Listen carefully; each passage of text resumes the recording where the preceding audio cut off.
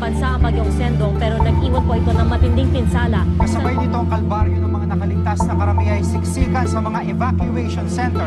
Karamihan sa mga bahay sa tabing ilog ay nawasak, usod ng pag-apo at pagragsa ng tubig sa Cagayan River.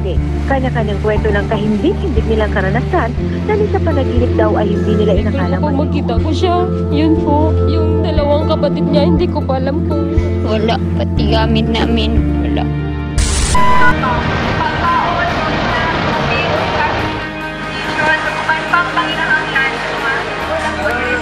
Salamat.